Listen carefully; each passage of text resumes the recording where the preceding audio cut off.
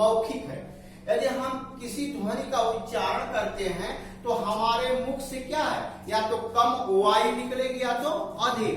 और वायु या हवा का पर्यायवाची क्या होता है, प्राण, है ना। किसी की डेथ हो जाती है, लोग कहते हैं प्राण निकल गए। प्राण मतलब क्या, कोई जानवर थोड़ी होता है, वायु होती है ना।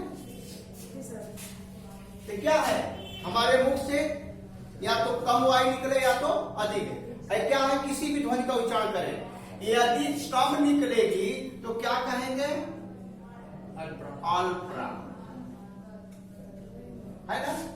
यदि अधिक वायु निकलेगी तो क्या कहेंगे, महाप्राण। दो चीज मिल गया। अब आइए, जो हमारे मुख से ध्वनि के उच्चारण में वायु निकलती है उसकी गहनता कैसी, क्या है, गहनता। या तो घनी सघन वायु निकलेगी या तो क्या, विरल, है ना। जब इसका स्वर का या व्यंजन का उच्चारण करते हम हैं अपने मुख से तो क्या है, या तो सघन वायु निकलती है या तो विरल। जब जो है विरल वायु निकलेगी या कम वायु निकलेगी तो हमारे स्वर तंत्रियों को क्या झंकृत नहीं करेगी, क्या है, स्वर तंत्रियों को झंकृत नहीं करेगी। और जब झंकृत नहीं करेगी तो उसे क्या कहेंगे, अघोष।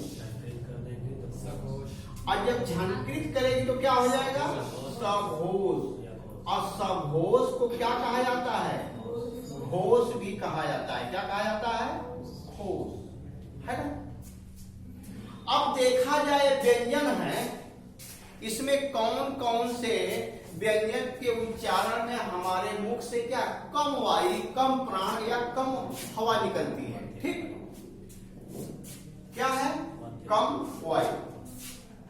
यहां पर हम देखें, एक 25 का जो है क्या एक समूह है, इनको यदि हम क्रम में रखें 1 2 3 4 और 5, है ना, 5 ग्रुप में है।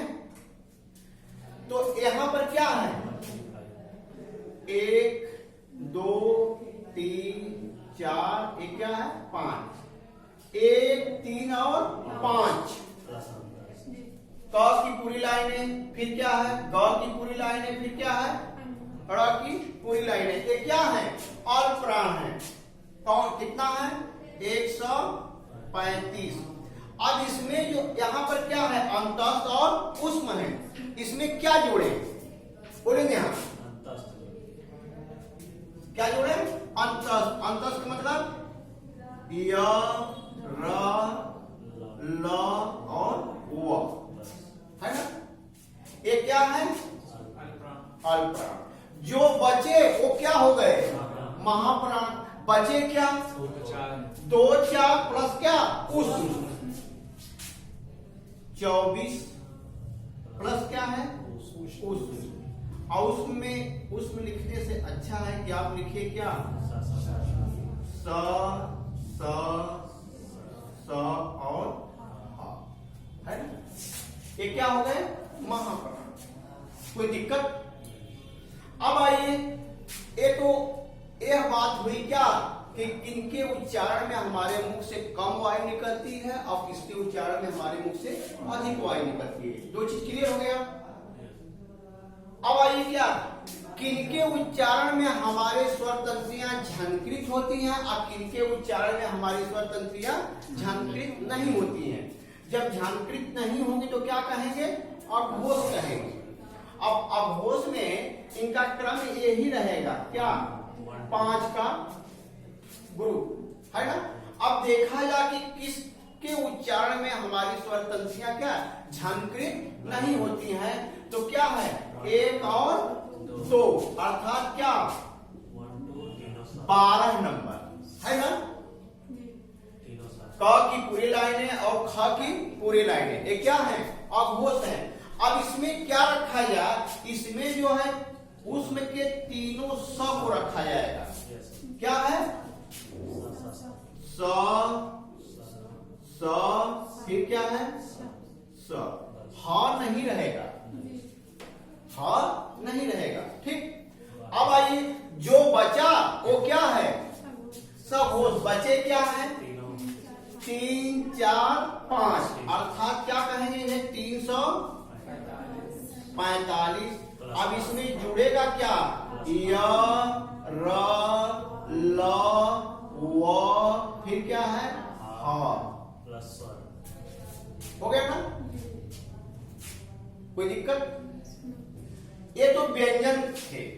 अब आइए स्वर भी तो थे। क्या स्वर के उच्चारण में सबके उच्चारण में समान वायु निकलती है? नहीं, उसमें भी क्या है, कम और अधिक वायु निकलती है। उसमें भी क्या, हम कुछ स्वर के उच्चारण में हमारी स्वर तंत्रियां क्या छंद्रित होती है, कुछ में नहीं होती है। तो यहाँ पर देखिए क्या है, स्वर। सभी स्वर क्या है, सभी स्वर क्या है, अल्पप्राण। महाप्राण कोई स्वर नहीं होता। ठीक, अब देखिए आइए अघोष में, तो किसी भी जो है क्या स्वर में अघोष नहीं होते हैं, सभी स्वर क्या होते हैं,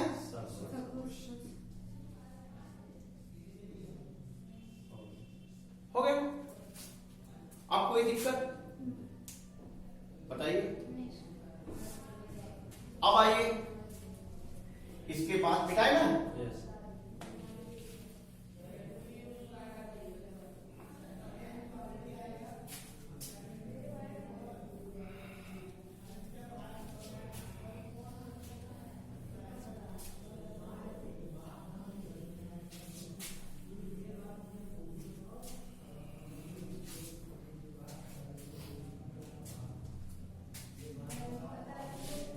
अब देखिए इनके उच्चारण के आधार पर दो वर्ग में रखा जाता है सामान्य रूप में।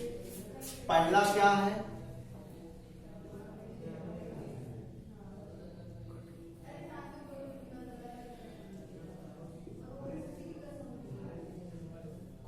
कोमल व्यंजन, और दूसरा क्या है, कठोर व्यंजन, है ना। अब देखा जाए इसे, कितने जो है कोमल है और कितने क्या है, कठोर है। कितने कोमल है, हाँ? देखिए क, ख, ग, घ क्या है, यही तक जो है क्या है, कोमल है। ठीक, अब उसके बाद कठोर क्या है, च, फिर क्या है, छ, फिर क्या है, ज, फिर क्या है, छ। ये क्या है, कठोर। ठीक, अब आइए अगला देखा जाए। एक का नाम है क्या, संघर्षी व्यंजन। क्या है, संघर्षी व्यंजन। दूसरा क्या है, स्पर्श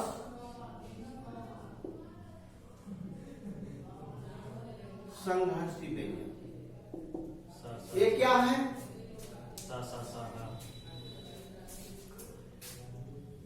स, फिर क्या है, ह, फिर क्या है, च, छ, ज, फिर क्या है, छ। ये नहीं होता है इसमें नहीं, इतना ही। क्या है, ये क्या है, संघर्षी व्यंजन, स्पर्श संघर्षी व्यंजन। ठीक, इनके उच्चारण में क्या है, हमारे मुख में घर्षण होता है। इनके उच्चारण में घर्षण पहले स्पर्श करता है, फिर क्या है, घर्षण होता है। ठीक, अब आइए अगला देखा जाए, वत्स या दंत मूल व्यंजन।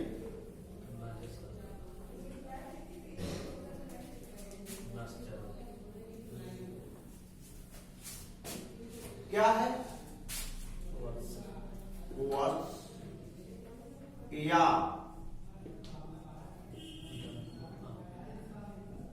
दंत मूल व्यंजन, है ना। ये है कौन, न, स, ज, फिर क्या है, र, फिर क्या है ल। ये क्या है दंतमूल या वर्ष व्यंजन। जब याद करना हो तो सबको एक में कर लीजिए, नस जरल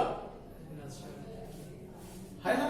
जब परीक्षा में पूछे कोई तो उसको अलग अलग कर दीजिए तो उत्तर आ जाएगा, है ना। उत्तर याद करने नहीं याद होगा।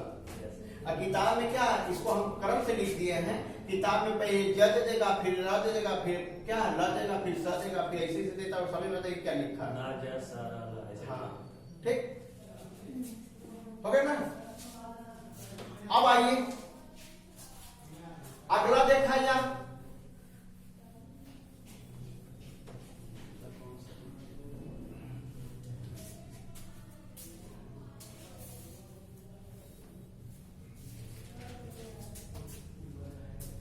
ये जो लिखा गया व्यंजन है या स्वर,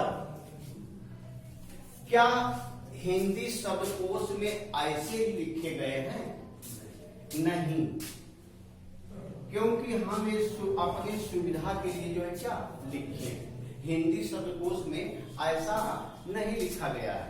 ठीक, देखिए संयुक्त व्यंजन किससे मिलकर बने थे? छ, त्र, ज्ञ और क्या है त्र, है ना।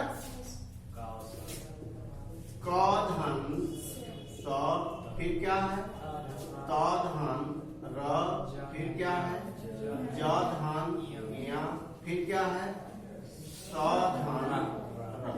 यदि हम क त ज और स को हलन कर दे तो क्या है एक इसका निर्माण हो जाएगा। ठीक, अब देखिए जो ये छ है वो किससे मिलकर बना है? क और स को। तो ये रखा कहां जाएगा? क के बाद, है ना।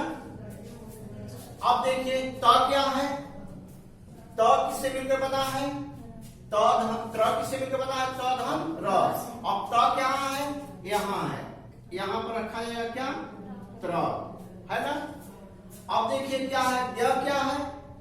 ज से मिलकर बना है। ज कहां है? यहां है, तो यहां पर हम लिखेंगे क्या?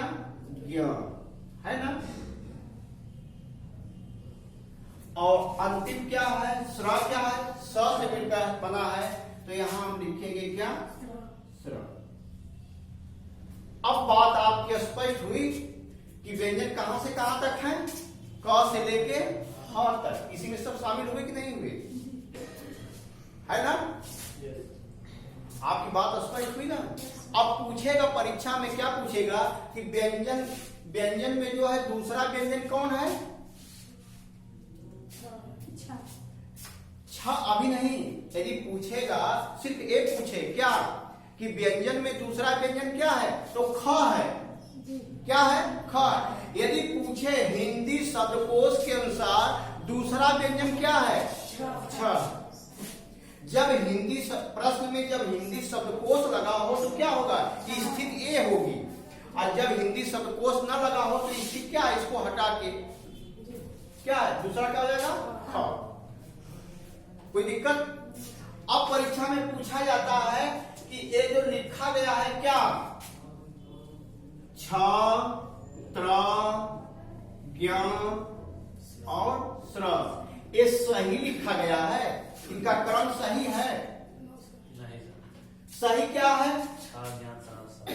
छ, फिर क्या है? ज्ञ पहले हो जाएगा, फिर क्या है? त्र होगा, फिर क्या है? श्र होगा। ये सही है। कोई दिक्कत? बोलिए।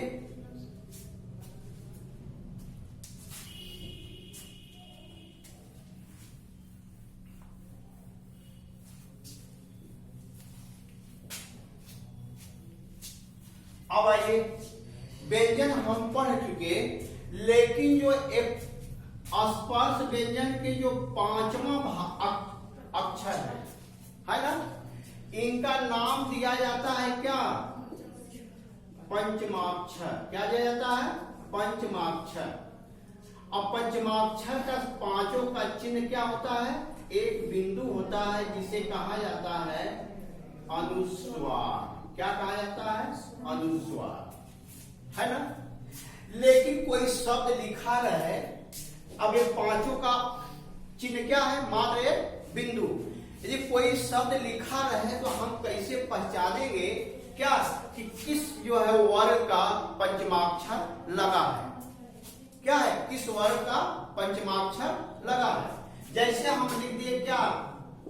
कंठ, फिर क्या लिखे? गंगा, फिर क्या लिखे? चंचल, है ना? क्या लिखे? चंचल। अब देखिए इसका पहचानने का यही तरीका है कि जिस व्यंजन पर अनुस्वार लगा है उसके बाद वाला जो व्यंजन होगा उसी वर्ग का क्या है? पंचमाक्षर उस पर लगा होगा। एक क्या है? क है। क के बाद क्या है? ठ है ना? अब देखिए ठ कहाँ है? यहाँ है। इसका मतलब कि क्या? र वाला जो है क्या? पंचमाक्षर इस पर क्या है? लगा है। तो इसको हम लिखेंगे तो आज भी किताबों में देखेंगे क्या? इस तरह मिलता है। यही 100% क्या है? शुद्ध है। ये क्या है? कंठ, है ना? इसी तरह क्या है?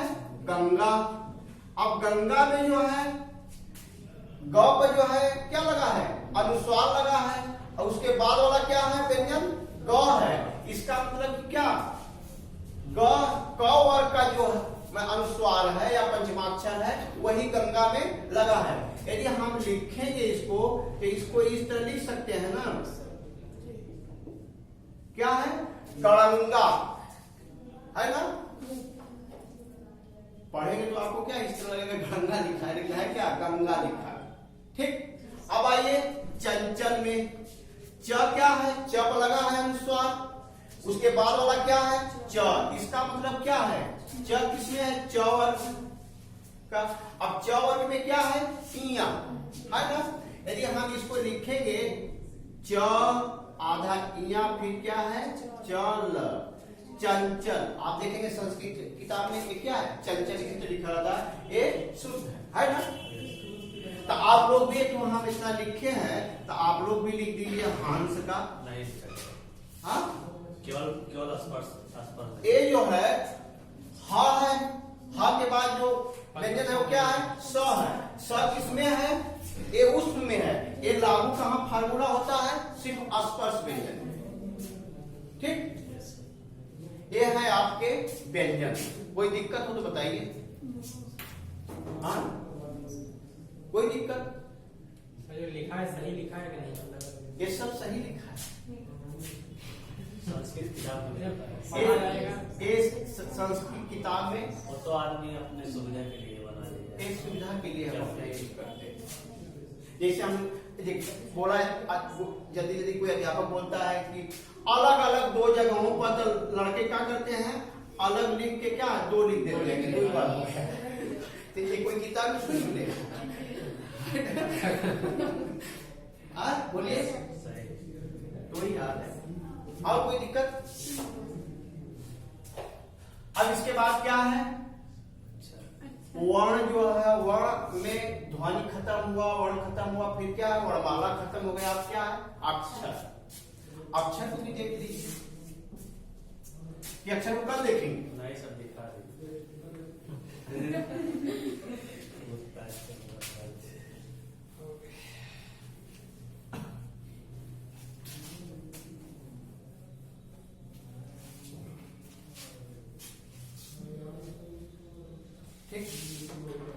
देखिए हम लोग पेपर देने जाते हैं तो उसमें एक विलोम पूछता है ना? और विलोम पूछा क्या जाता है? क्षर। क्षर का शाब्दिक जो अर्थ होता है विनाश होता है। क्या होता है? विनाश। क्षरण नहीं होता है। लोग कहते हैं कि इस चीज का क्षरण हो रहा है, अर्थात विनाश हो रहा है। तो क्षर का जो विलोम होगा वो क्या होगा? यदि हम इसके आगे अ लगा दें तो इसका विलोम हो जाएगा अक्षर। अक्षर का मतलब, क्षर का मतलब विनाश, अक्षर का मतलब इसका विनाश ना हो, उसे क्या कहते हैं? अक्षर। और अक्षर होते कितने प्रकार के हैं? दो प्रकार के होते हैं। एक का नाम है क्या? मुक्ताक्षर, और दूसरे का क्या है? बद्धाक्षर। है ना? दो ही प्रकार के होते हैं अक्षर। अब मुक्ताक्षर किसे कहते हैं? जिस ध्वनि का अंत स्वर से हो, जिस ध्वनि का अंत स्वर से हो उसे क्या कहते हैं? मुक्ताक्षर कहते हैं। और जिस ध्वनि का अंत जो है व्यंजन से हो उसे क्या कहते हैं? बद्धाक्षर। कोई दिक्कत? अब इन्हीं अक्षरों से मिलकर क्या बनेगा? शब्द। और शब्द के लिए जो है कल क्लास। ठीक, thank you sir. Thank you.